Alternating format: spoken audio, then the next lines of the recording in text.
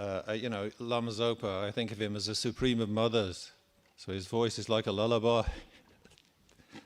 No, I'm joking. We have to concentrate. So there's some point in the transcript where he says, now the method to stop that. So if the people who are operating the screen can find that point, it's right at the end of the section on talking about his early life and this dream about flying or something.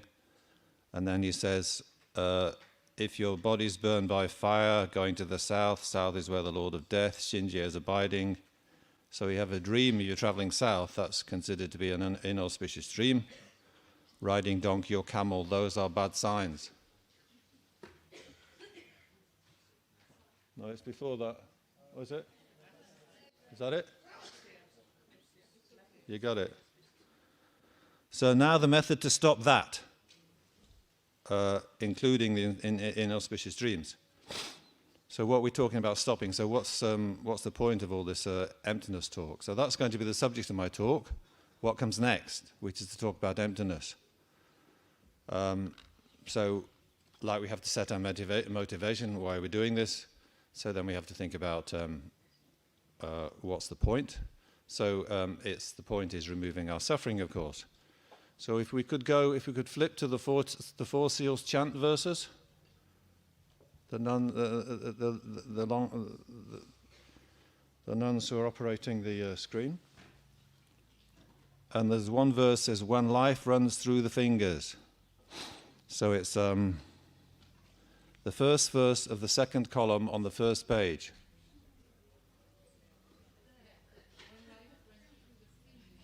Can't turn around. Yeah, so just a very quick review of why we should you can go into this real headache of the subject of emptiness.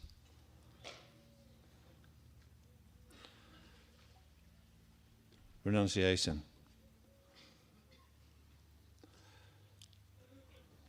So, when life runs through the fingers like dry sand, all the worldly hopes and fears, the plans we lay, sand castles circled by the lapping tide, birth, aging, sickness, death, what more to say?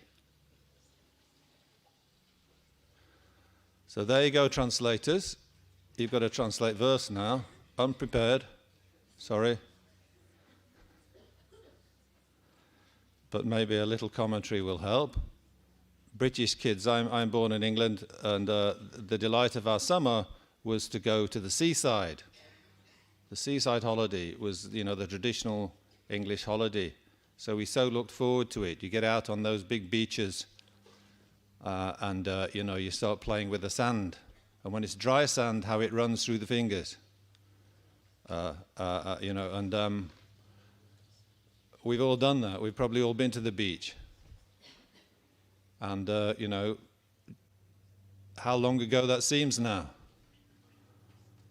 I mean, I can remember it as if it was yesterday. But, your mind has to cast way, way back to pick that memory up, So life indeed runs through the fingers like dry sand. All worldly hopes and fears, the plans we lay, they're like sandcastles that you build on the edge of the water. The tide is coming in. So I and my two brothers, we all had to build a sandcastle and put a little stick upright on top of the sandcastle. Okay, sandcastle. Yeah? Well, there's translators here, and I know how difficult a job that is. So the tide's coming in, but you've got to build a sandcastle. You each have, you set a time limit, 5 minutes or something. So then the tide comes in inevitably, the lapping tide. It's going to destroy everything you've done in this life. And, the one who had the stick sticking up on their sandcastle the longest, the tide comes in, the waves lap at the sandcastle and gradually destroys it. So the one who's got the stick left sticking up on the sandcastle, they're the winner, right? My brothers, me. So that's exactly it, isn't it? Sandcastles circled by the lapping tide.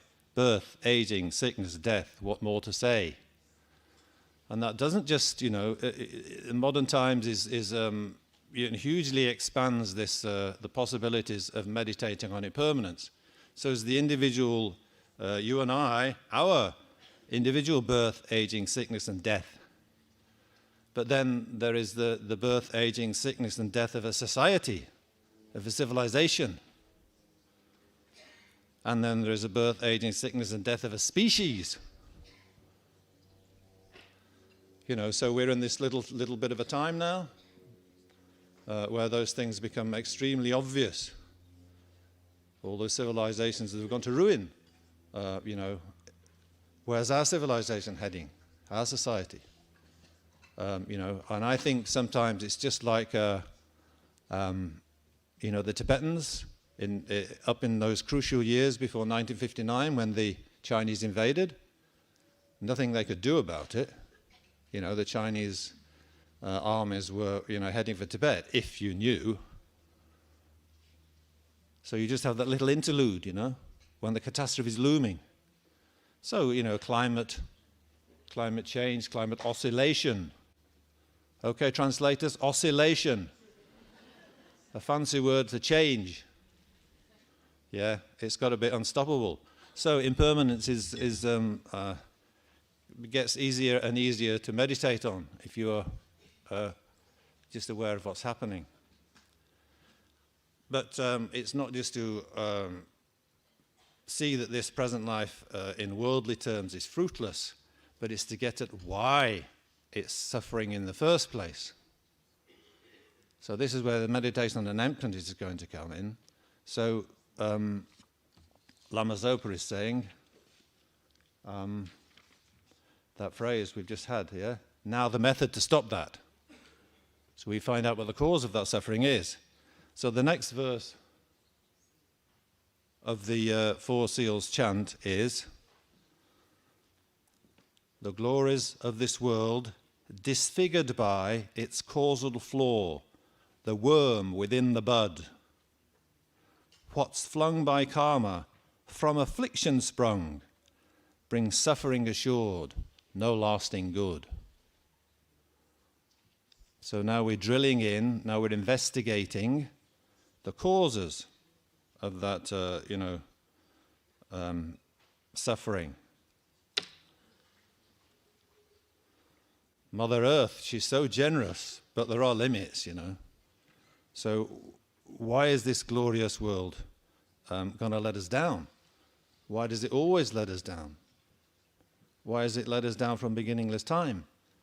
Well, it's disfigured. You know what I mean? It's like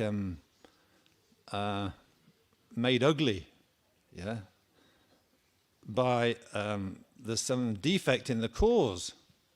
So when there's a defect in the cause, the effect isn't going to turn out all nice and 100% beautiful and wonderful.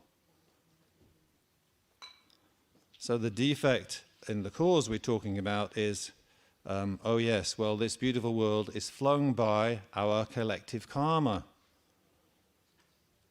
And our, so our individual experience and our collective experience, and it's not just any old karma, it's contaminated karma. Difficult to explain what that means. But that's where emptiness comes again. It's like contaminated by a kind of a grasping at self. Even if you do a virtuous action and you're not don't know how to motivate and dedicate, then okay, it ripens up as happiness, but it only ripens up as that temporary happiness in cyclic existence, which is just like the sandcastle circled by the lapping tide. It's just going to get washed away, however happy it was. So, in the end, these temporary, surfacings of happiness, but then looking at the whole process from, a little bit of a wiser perspective, you see that all this brings suffering assured, no lasting good. Okay, so that's why we've got to get out of it.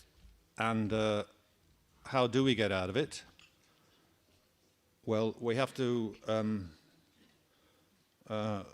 Lambazopa's words, we have to recognize the dream as a dream. We have to recognize the hallucination as a hallucination. So that's just a little bit further down, a few lines further down from the quote about the method to stop that. Yeah, so that's the problem. We aren't seeing things correctly. Yeah, so we're kind of all confused. So then we try to do good actions, but they never produce good effects which are fulfilling and lasting in any abiding sense.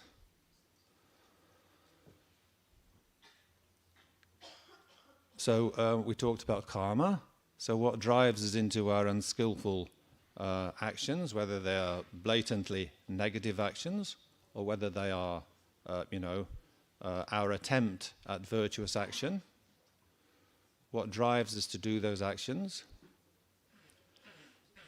Well, our motives will be various. And if we're trying to do good actions, we're not necessarily thinking of our desire to help others as being an affliction. No, I'm not saying that is. We can have virtuous states of mind. But right at the root, we've got this self-grasping. Right at the root, we've got this wrong way of grasping ourselves and things to exist. And that's the affliction which accompanies even a virtuous action of somebody who's in the samsaric state.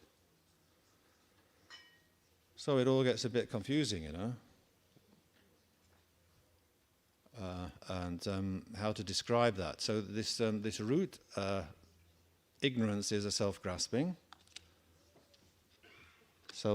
ignorance. Even beginners, I hope, have heard of that phrase, self-grasping ignorance. So I've tried to describe it. Maybe we can go back to the Four Seals verses. Page 2, first verse on page 2. As if a nature. So this is going to be tough for your translators.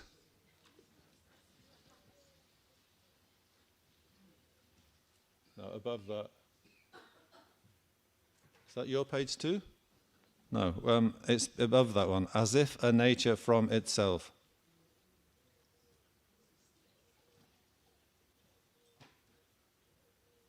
Yeah, that's it. So this is trying to, pinpoint the objective negation, the technical word, the objective negation for those older students. So, what is the wrong grasping then? What is the ignorance grasping at that so delivers us into so many problems? So, it's when we look at ourselves or look at other things. It's we seem to see there the object, ourselves or the other, as it's as if that object has a nature from within itself, and that a literal translation from the Sanskrit is like own being. It seems to have own being. It seems to have its own mode of existing by way of its own power. Own being, that which by its own power is there. So you look at your watch,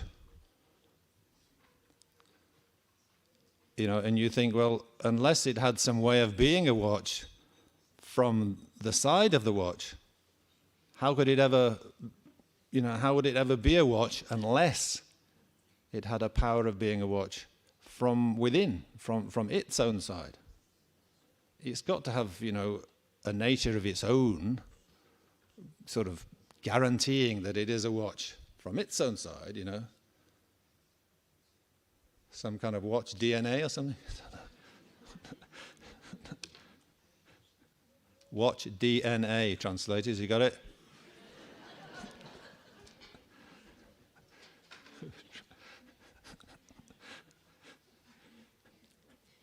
Yeah, but it doesn't. That's the whole thing. That's the whole point. It doesn't have that. But we look at it as if it has that, and not just through some intellectual wrong teaching. Not just we've gone to somebody who's given us the wrong idea, but this is an instinctive thing. It just comes like with part of the package of being born in samsara, being born human. But this is what's identified as the problem. Fixating on a self like this is sheer delusion. And when you're under the grip of that delusion, then reason chokes.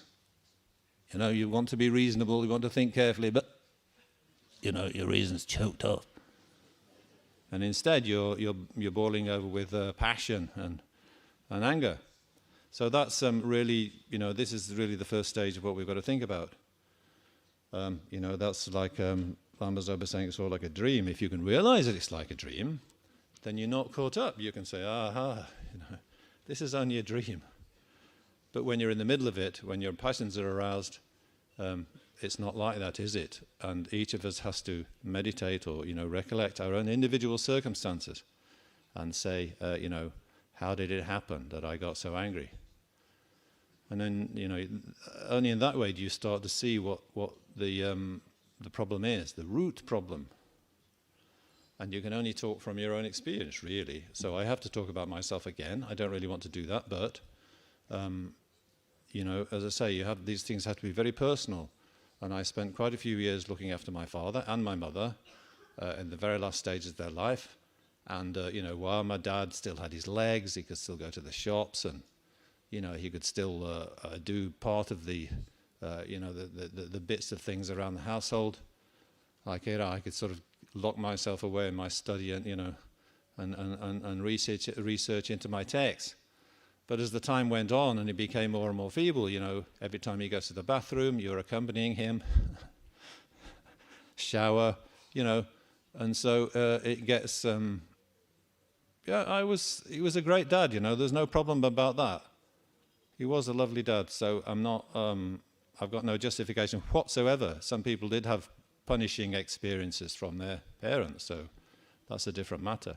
But I didn't. My dad was a wonderful dad. But they get decrepit, right? We'll all get like that if we don't die soon. So, you know, at some point you lose control. You blow a fuse or something, and you know you get really angry because you're messing about in the bathroom for 2 hours or something. You know what I mean? I'm not the only one who's had that experience. Many people here. But how dare you get angry with your own father? Who's, you know, he's the one who took us on those seaside holidays. You know, he's the one, if you really begged him and begged him and begged him again, he would buy you an ice cream. You know, oh, we can't afford that. You know. But then, eventually, he buys you one. So he's a fantastic dad. But when you are in the situation of being angry with him, it's like you're despising him. You know, you have to put him on a lower level than you. Isn't it? When you get angry with somebody, you know, how do you have to see them? You have to see them as being despicable. You know, you have to see them as being low and pathetic. You know, so it's just like as if he really is some pathetic creature from his own side. You know, you have to forget about, oh, he was so wonderful to me, and he was a really good father, and he really was a Buddha, you know, to me. You've got to see your parents as Buddhas, right? And he was a Buddha to me. You know, like he was actually a lighting engineer, a public lighting engineer for city street lights. So really he was the Lord of Light, you know. He was the Buddha of boundless light, Amitabha. Lighting the whole city, especially at Christmas time, with all the Christmas trees. No, really. But when you're struggling in a difficult situation with him, you know, it's completely the opposite. You've taken away all that memory of all the good things he did for you. You've got to put that away and not remember that. And then, you know, okay, he's old. He's got, you know, his legs have worked very well for 95 years. But now, 96, 97, his legs are giving way. You know, well, wouldn't yours? And then, you know, his brain has worked so well for, you know, 94, 95 years. but now his brain is like, corroded or something. He was always able to recognize me. He wasn't one of those horrific cases of parents who really, don't even remember their own children. He wasn't like that, but dementia was, sandcastle circled by the lapping tide. The tide of dementia creeps in for the best of people if they live that long. And so, but you have to forget all that too. You have to see that person as really as if he's instinctively useless. And then you can shout at him and say, "You useless fool." You see what I mean? Only by forgetting the dependently arisen nature of the situation and the relationship, which is always there, whoever it is, only by forgetting all that can you get angry with your own loving father. You see what I mean? So this is, you're grasping your father to exist from his own side, by his own power, and then you can say, oh yeah, so he really is useless. He really is a pathetic waste of my time. And then you shout at him, even loud enough for the neighbors to hear. So isn't that how it happens? That's the only way it can happen. Only by forgetting the dependent arisings can you fall prey to those passions like lust and anger. So reason chokes. The reasoning is it's a dependent arising. He's useless because he's got dementia. And who wouldn't have dementia at that age, Am I even going to be able to live to that age? There's so many reasons why you wouldn't get angry, if you can think about them. And those are the reasons about the dependent arisings, you see what I mean? So that's what we have to balance. That's what we have to keep contrasting,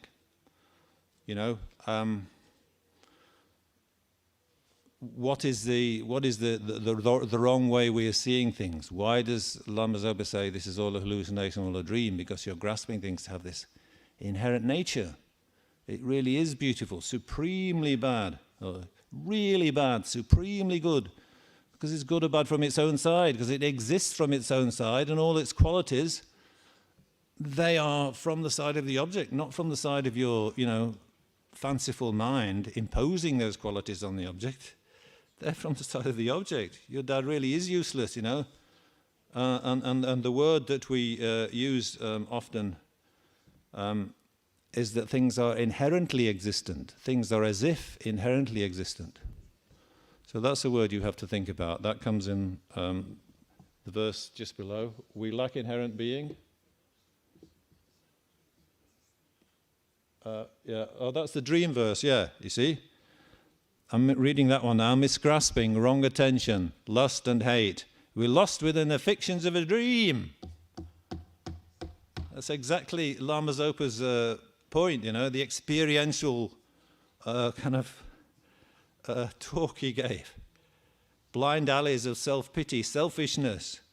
It all comes back to me. I'm so important because I exist from my own side. But then the next question is, well, how do we get out of this dream? How do you realize the dream's a dream? How do you realize the hallucination's a hallucination? So then we go on to this. So how to know things are not what they seem. So then, how do we do that? If you're lost within a dream or a hallucination, how do you know you're dreaming? How do you work out that you're hallucinating?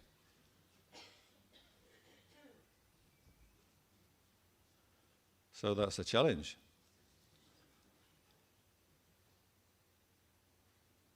Well, you could take magic mushrooms, expand your mind. You could have a near-death experience. That helps some people. No, really. People go along in the job, think their life's just this material thing, and my car and my house are so important, but then they have a near-death experience, they have a heart attack.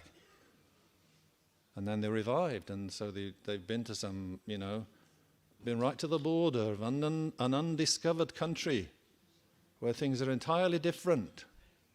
Yeah? You've read about near-death experiences. Yeah? So like my dad, you know, he was the Lord of Light, I said, but the light that he was providing is just, you know, hydrocarbon-powered light. Yeah? Coal runs the power stations, and fossil fuel runs the power stations, and they do produce light. But it's only a certain kind of light. That's the samsaric light, you know, and there's a price that has to be paid. We've overspent our budget, right? We've overspent. Deep overdraft. But then you have one of these near-death experiences, which I've never had, no. But then you realize, there's another kind of light, the light of love or something, which transcends everything else. So that's the clean fuel that the universe should be running on, is it? Love! Never mind these hydrocarbons. Well, isn't it? No, you know, and you yourself, you run on hydrocarbons. Yeah, what's the food we eat, the rice that we eat, or the potatoes that we eat? It's carbohydrate, right? It's just carbon, hydrogen molecules in a different form from what we put in a motor car, but it's the same deal. We are deriving our energy from, you know, a very sort of polluting form of fuel. But that's the way samsara is. There'll always be drawbacks. But if you have a deeper experience in meditation, let's say, but for ordinary people who don't meditate, that experience might come when they have a heart attack and they find themselves in hospital revived. There are many stories. So that's another way you might wake up from the slumber of your ignorance. Just say, well, what's the problem here? Love's the answer. Clean fuel. Well, isn't it? That would have to be the fuel that the universe should run on. Because any attempt you say, well, why can't we fix this world by, devious things like, you make a veil over the sun so that the sun's heat is less strong, geoengineering or something they call it, trying to, halt or slow down the climate crisis. But they're all like, none of them are attacking the root problem. And so let's hope that love is the light of the world then. Let's work towards that. But for many of us, the light of understanding begins to dawn about, the uselessness of samsara. Oh, it's because of my selfishness. It's because of my self-centeredness. It's because of my self-grasping. That's the problem, really. So that dawns, when the Lama tinkles his little bell. Yeah? So we meet the spiritual guide. Ting, ting, ting. So we also have good karma. So that also ripens. So we meet the teacher. And what does the teacher teach us? He teaches the path of reasoning. At least in this school.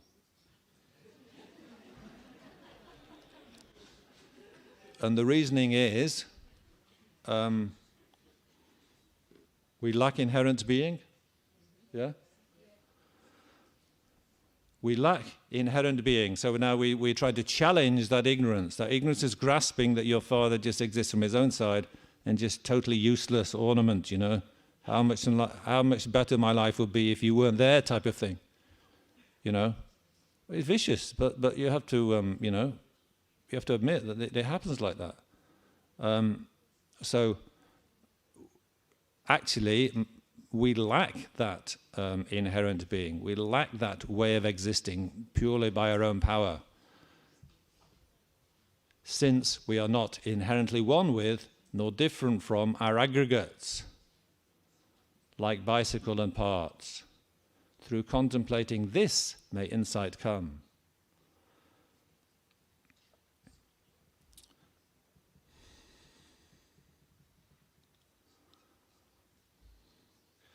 So that's where Lama Zopa goes to. He talks about the self and the aggregates.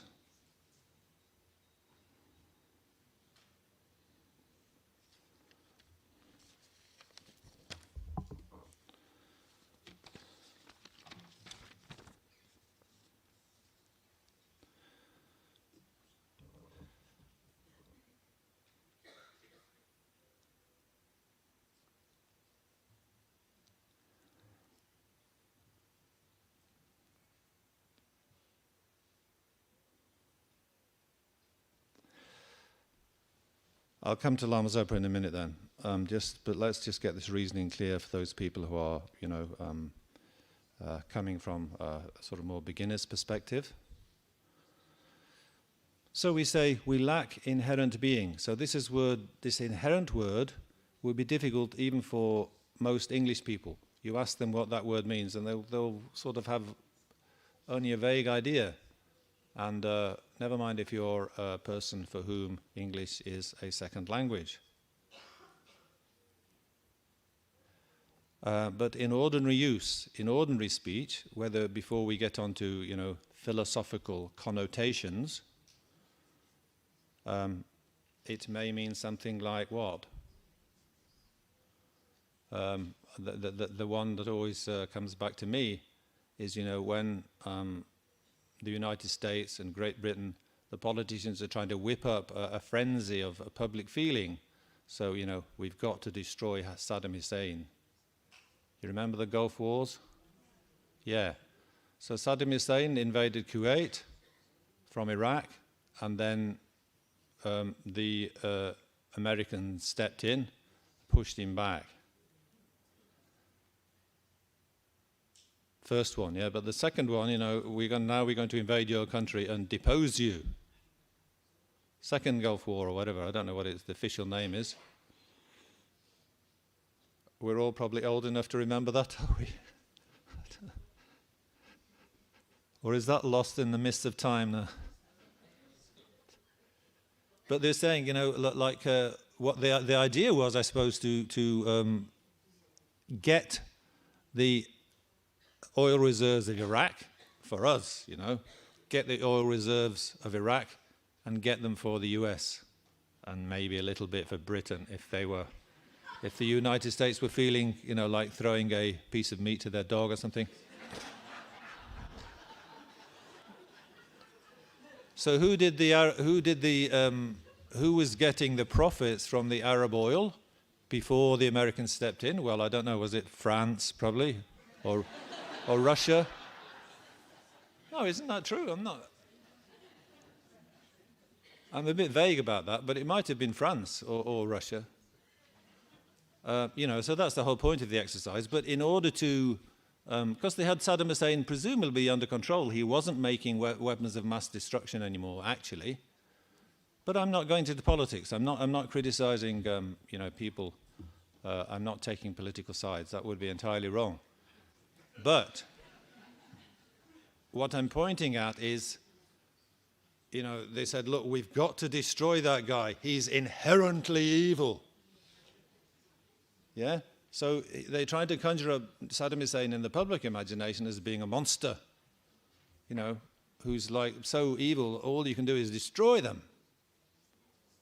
Just like you'd spray onto a fly on your windscreen or the window of your house. You hate having flies in your house. They're so unhygienic. So we've got to destroy Saddam Hussein like that. So the propaganda was Saddam Hussein is inherently evil, so just monsterify him, make him into a monster. So that's, he's just evil right from within himself, right from his own side. So that's the meaning of inherent that you've got to think about when you're trying to, penetrate what's going on here, ignorance versus wisdom. The ignorance grasps at things to inherently exist, and the wisdom comes along and say, hey, that's completely illogical, man. Just like with my dad, if you remember the dependent arising of the situation, you can never get angry. It might be necessary to take strong measures. I'm not saying it might be necessary to, especially if you are a politician, it might be necessary to do, take strong action, which it might involve calling your armies. I don't know. I'm not a politician, and their decisions that they have to make are fraught with difficulty.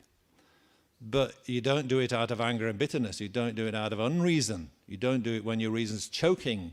You don't do it just with a lust for, the other person's resources to appropriate them for your own civilization.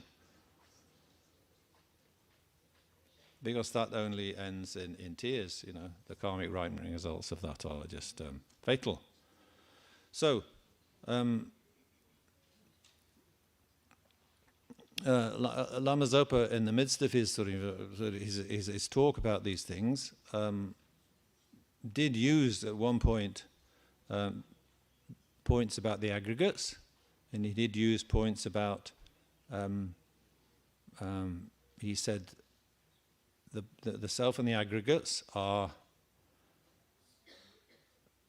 different but not separate. What did he say? I can't remember that one. I didn't have time to prepare everything here, so. Yeah. So this verse is relevant here. Oh, good. Yes. Yeah. So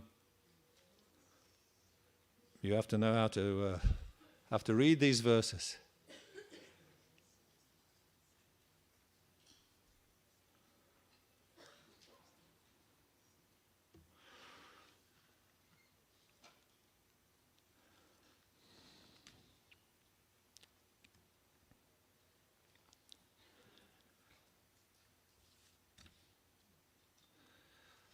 So maybe we could go to the point in the verses, in the transcript by Lama Zopa, where he does quote from Nagarjuna.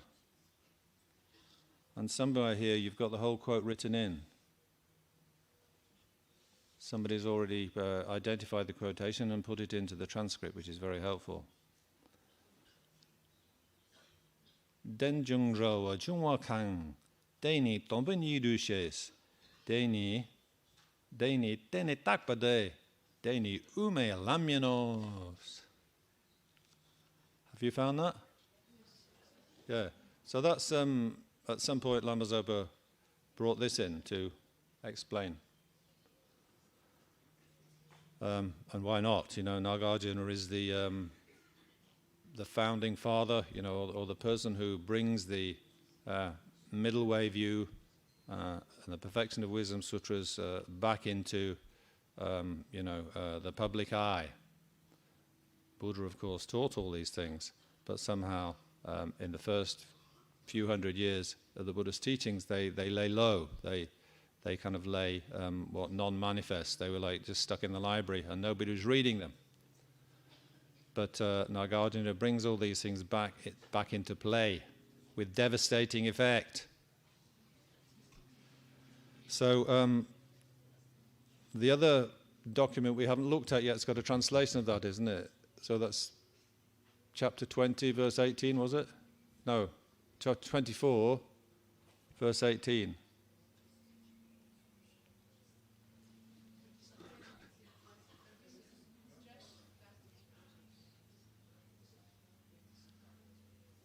Is that what it says? What is dependently arisen? Yes. So that's translation. This comes in the chapter on the Four Noble Truths, chapter 24, verse 18. What is dependently arisen? Just that is voidness, it is taught. Dependent imputation, that itself is just the middle way. So have a go at that, translators. Can you figure that one out?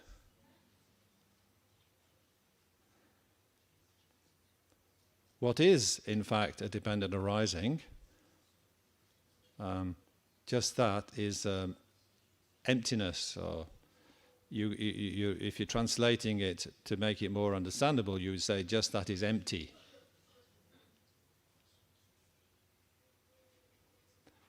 So your reasoning is, the reason you're putting to yourself is it's dependently arisen. So that's all phenomena, you, the other person, the material things of this world, samsara, nirvana, Buddha, your parents, yourself, your feelings, whether it's impermanent or permanent, they're all dependently arisen. In what sense? Well, they might be dependent on parts, they might be dependent on causes, they might be dependent on opposites. Short depends upon long, doesn't it?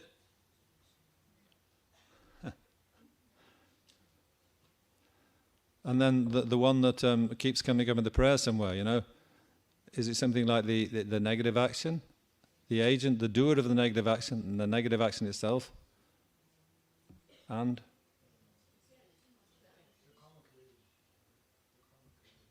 the karma that you create. Is that the three? Anyway, you can have three, you can have four, you know, or if it's a virtuous action, you know, the giver, the agent who gives, the act of giving, the object that you give, and then the recipient to whom you give the gift.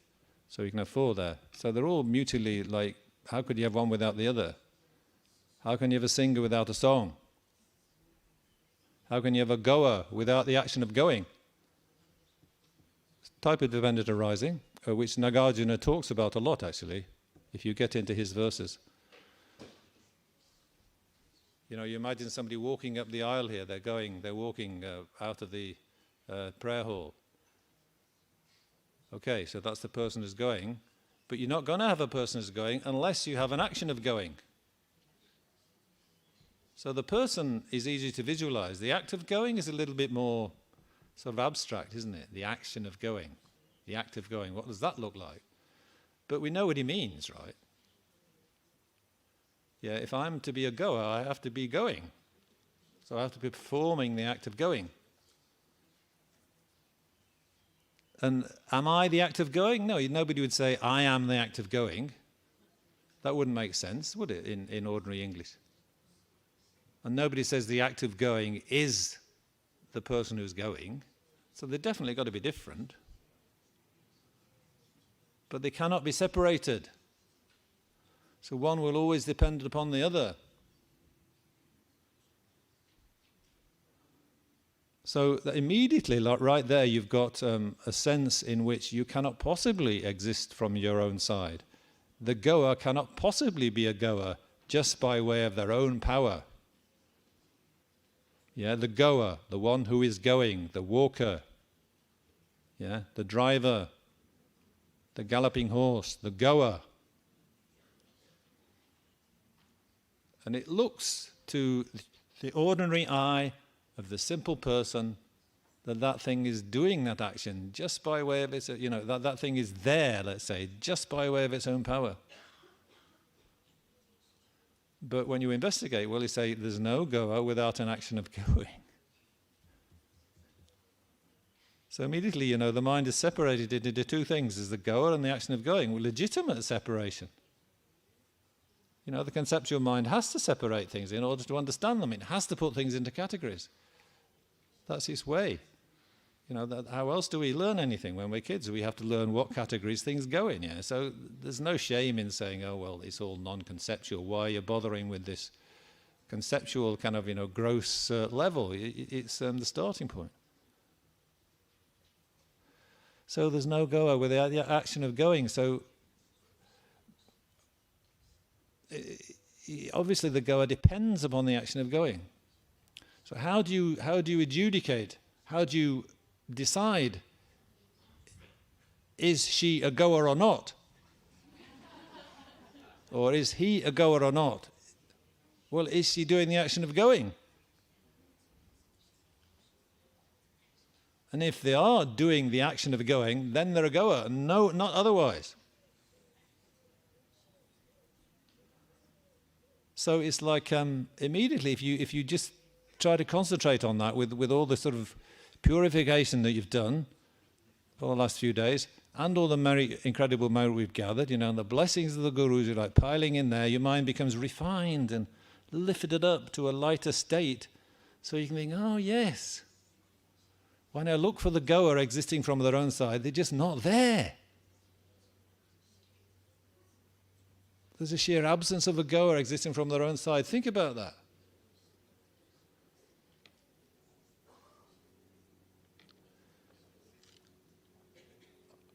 Am I all right for time? How much longer have I got? And I can go on till 12? Yeah. Okay, so we've got a little time to think now. Too many words, so we'll spoil it all. So we're not talking about the contrast between aggregates, self and aggregates, which Lama Zopa was talking about, sorry.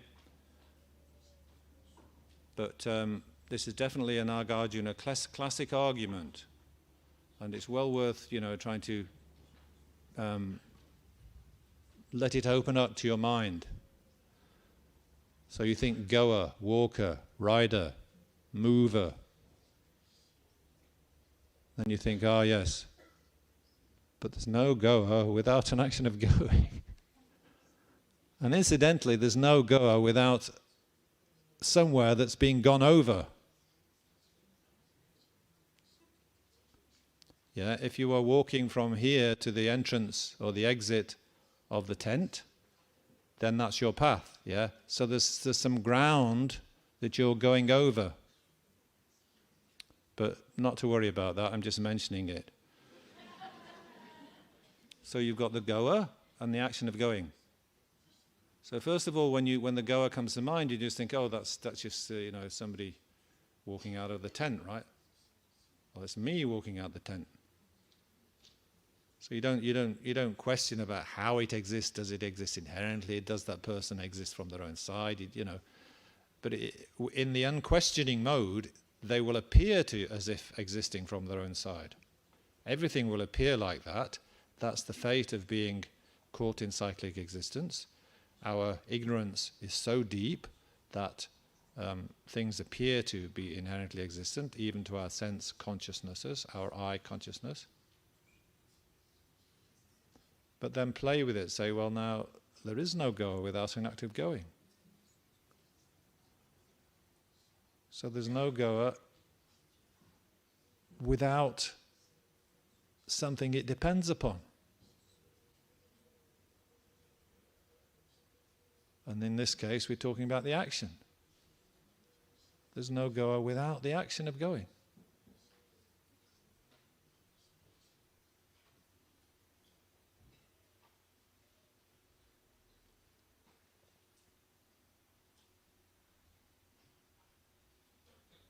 And there's no action of going without a goer. Look at it like that.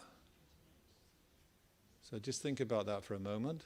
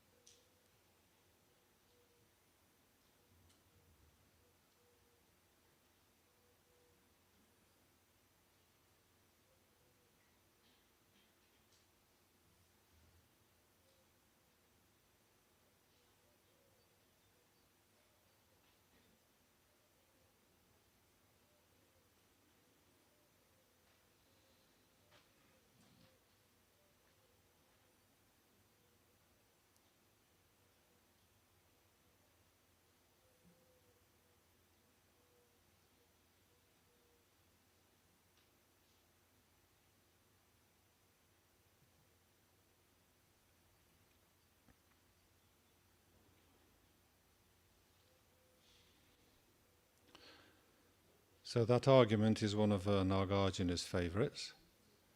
So you just look at yourself ordinarily going, or some other person, you imagine them walking or watch them walking.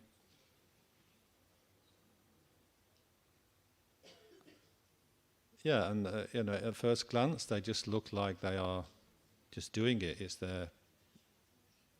They're just existing from their own side like that, as a goer.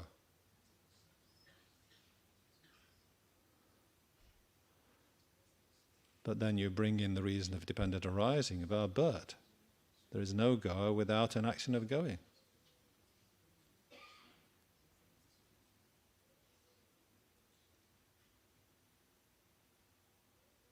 So then you have to get familiar with that argument. You have to play with it in your mind. You have to find some sort of peace and solitude and let your mind play over that. At the beginning it sounds ridiculously abstract. But with all the merit and purification we've been doing, maybe our mind is becoming a little bit more subtle. There's no walker without legs. So just to be a walker, you're depending on something, your legs.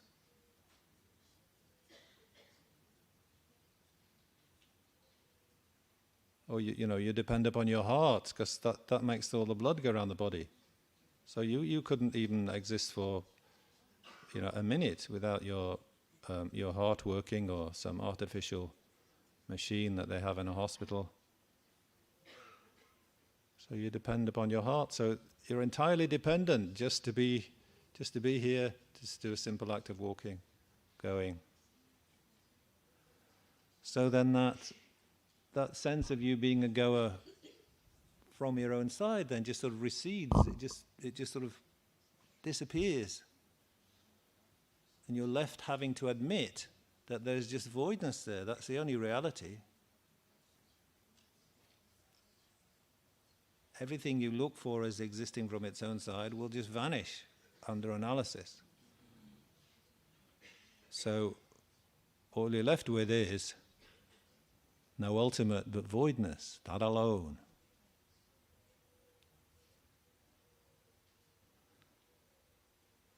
But Nagarjuna says, dependent imputation, that itself is just the middle way. He's like forefronting the reasoning to realize emptiness. Emptiness is that, is like that voidness, it's like that sense of everything's vanished, so there are no more conceptual fabrications. You're just left face to face with the fact that nothing exists from its own side, which is a total void. It's the end of conceptual elaborations. But in this particular verse that Lama Zopa chose, Nagarjuna is forefronting the reasoning. Yeah?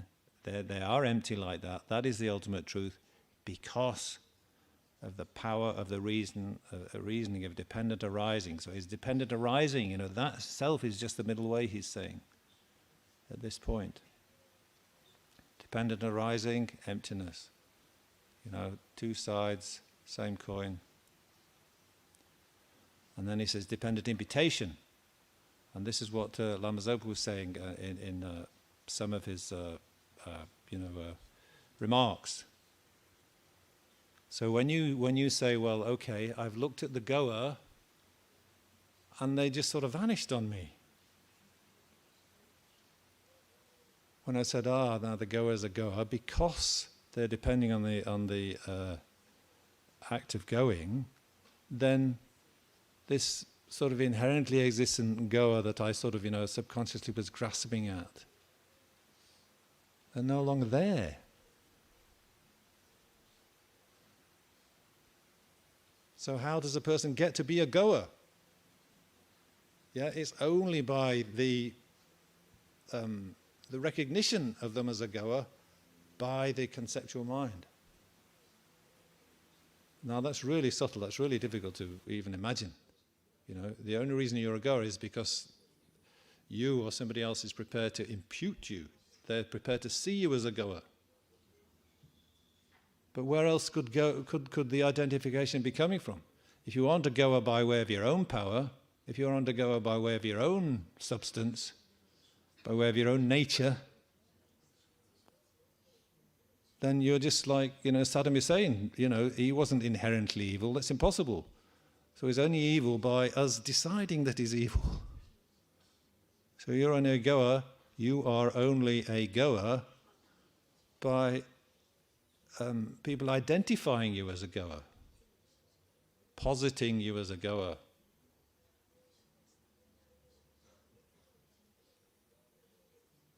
Imputing you as a goer. Do you have a good word for imputing in your native languages? Non-English speakers? I wonder what it would sound like. What's the French for imputing? Chantal? Same word? Oh well. Sister language, yeah, that's okay, French, you're okay.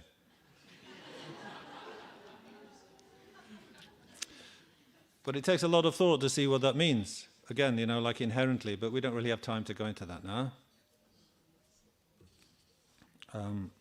But that's how you end up baffled, well, if I don't exist from my own side at all, then even the fact that I'm a goer, that has to be, from a mental discrimination, a conceptual, sort of positing. Well, it must be.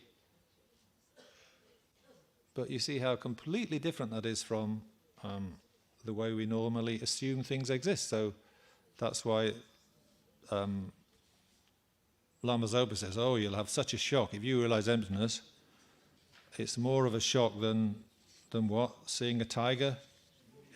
Meeting a tiger in the forest or something? Meeting a tiger on the road, yeah. Yeah? Because it's so devastatingly different from the way you think things do exist. But actually, then he talks about those higher bodhisattvas, when they realize emptiness, of course, they're actually crying with happiness. It's not like it is really fearful.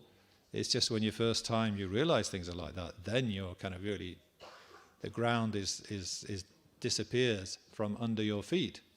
But actually, it's a very wonderful experience, which is very, more joyful than anything else you can think of, or whatever,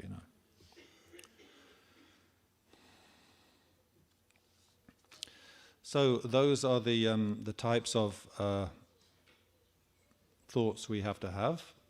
That's, I think, the way Lama Zopa is asking us to think. He talked a bit about the aggregates and the self being imputed independence upon the aggregates. But I think maybe we should stop there, or maybe have a question. I will just finish my own talk by referring back to Nagarjuna. After all, he's the main inspiration. So could we go back to Nagarjuna's verse 24? And we want verse 1, and I think verse 20. I think the verses are numbered, are they? Chapter 24, the Four Noble Truths, verse 1. Chapter 24, verse 1. Have we got that? 1. What does it say? Chapter 24, verse 1. The Four Noble Truths.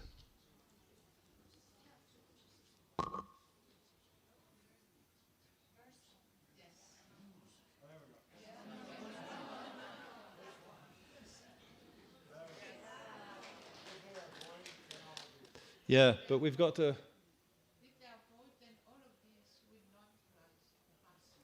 Yeah. But then we want to go to be able to go to verse 20, I think, so be ready to move, okay?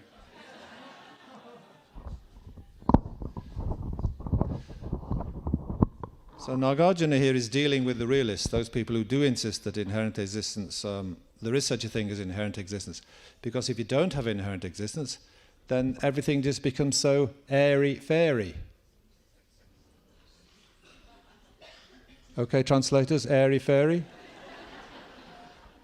Or we say Alice in Wonderland, if everything is just merely imputed by the mind, you will be like that story, Alice in Wonderland. Whatever she dreams up, appears in front of her. You know, if it's all imputed by mind, then you will meet the Queen of Hearts sitting on top of a mushroom or something, you know, when you walk out of the tent. So there are grave objections to the middle way system. Alice in Wonderland, I'm sure you've heard of that, even in China, yeah? I don't know where the Chinese translator is sitting.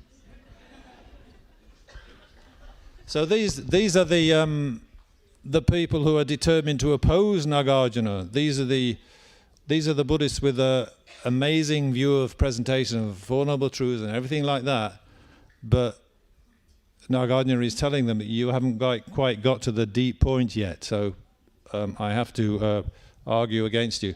But they're arguing against him. So they say, protesting against Nagarjuna's sort of apparently nihilistic kind of propositions, if they are void, then all of these, all the things of this world, and samsara and nirvana, if they are void, then all of these will not arise or pass away. You know, they'll just be like dreams, you know, they're just things you see in a dream. It's not like a sprout will arise from a seed. It was just like, oh, a sprout is there because you've just imputed it. You're just imagining it's there. So it doesn't need to arise from a seed, right? You know. If they are void, then all of these will not arise or pass away.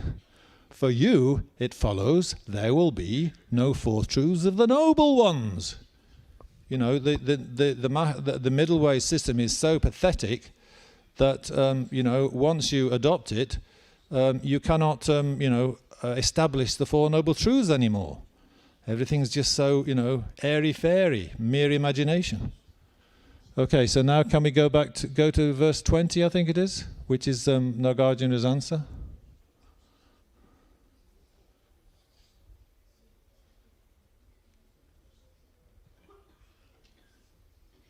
Oh, yeah, great, that's exactly the right one. So here's how Nagarjuna eventually answers their protest. If they are not void, all of these will not arise or pass away. For you, it follows, there will be no fourth truths of the noble ones. So that's the beginning of the debate. Unless things are void, they can't be dependent arisings, and if they can't be dependent arisings, how can anything happen? So you lower schools have got it completely all wrong. So is the time for a question? Maybe 1, 2 questions. A lady wearing glasses. Laetitia. Alors, je vais sortir de la vacuité. Je vais revenir au tout début de votre intervention concernant le karma. Vous avez parlé du karma collectif.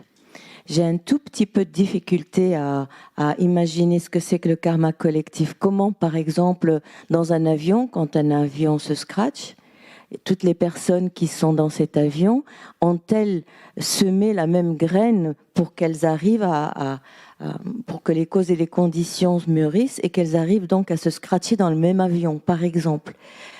J'ai un petit peu de difficulté avec cette notion de karma collectif. Merci.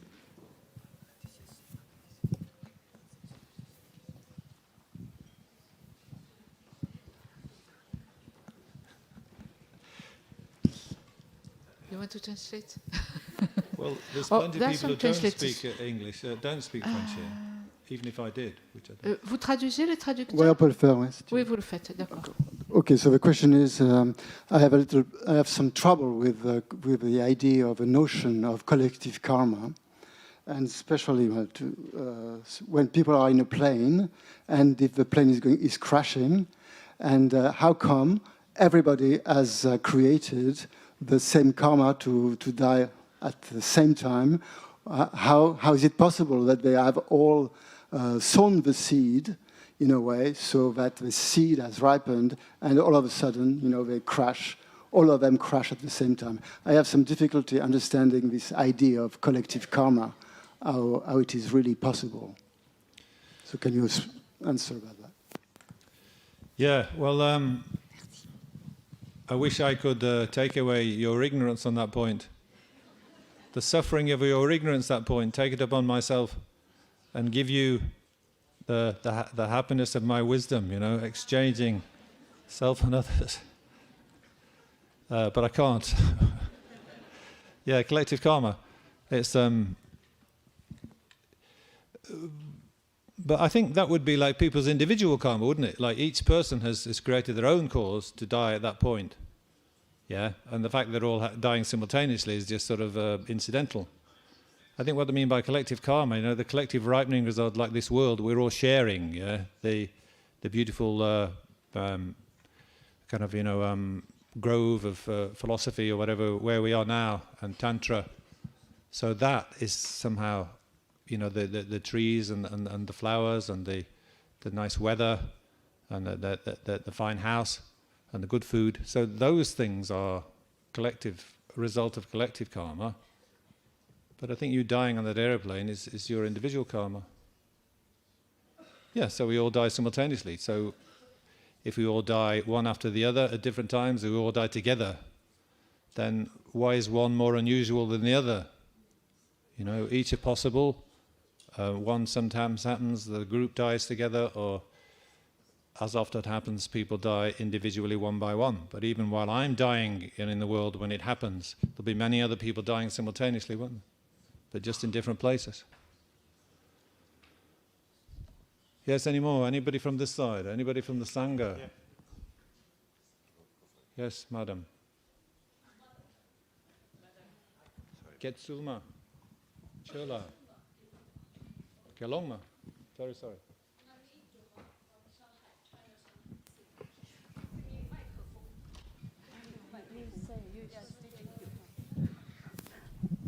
喂，很高兴认识法师哈。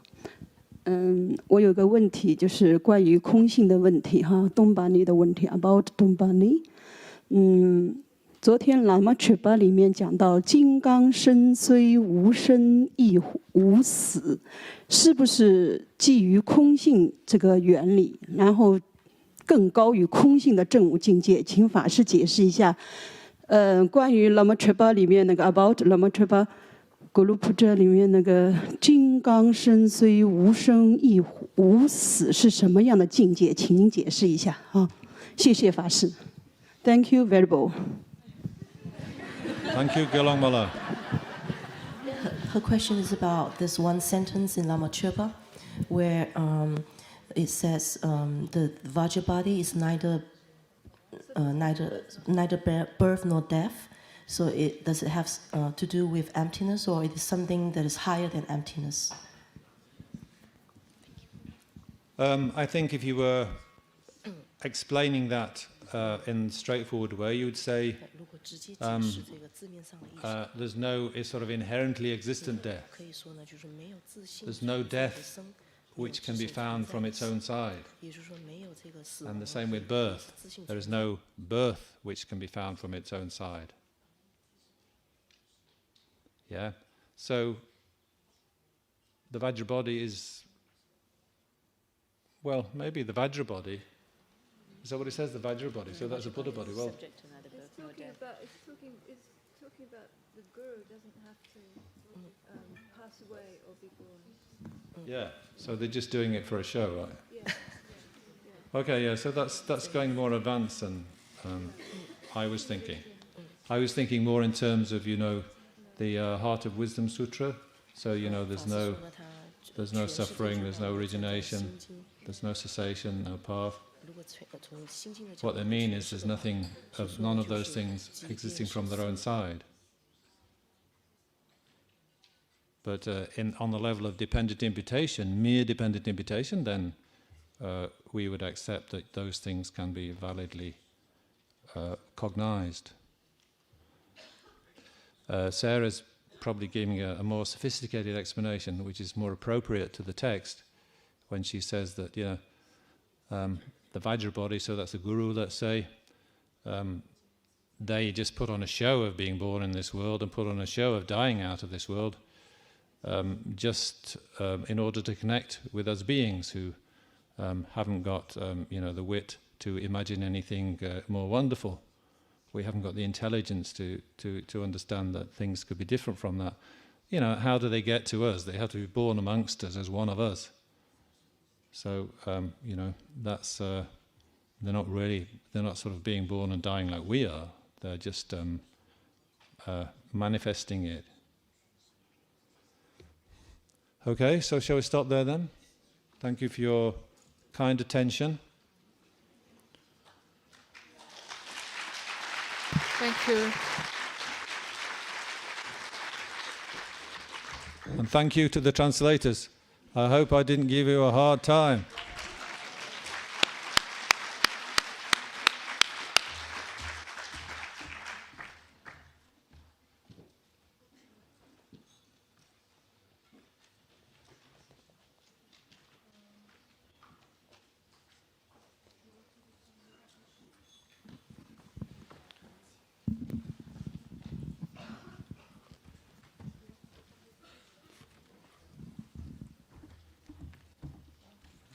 Okay, I've got to do dedication now. Well, may the opportunity to take a precious human rebirth in this world long continue. One has grave doubts, yeah?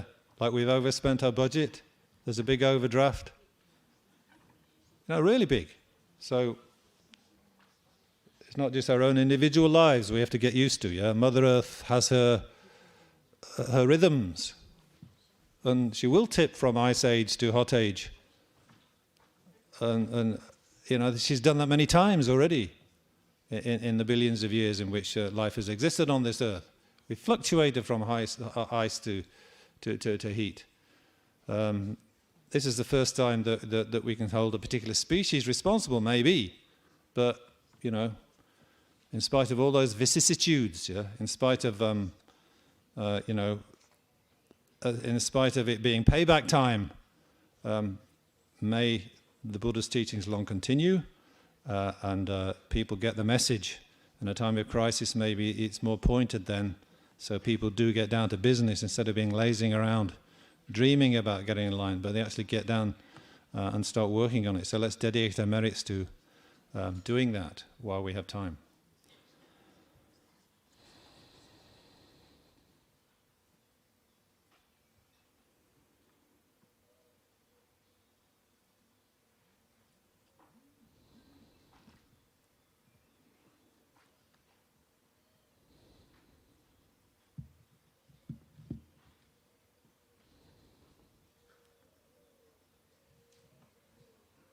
Thank you very much. Thank you. So we can, before stopping, we can offer the food, bless the food and offer page 221.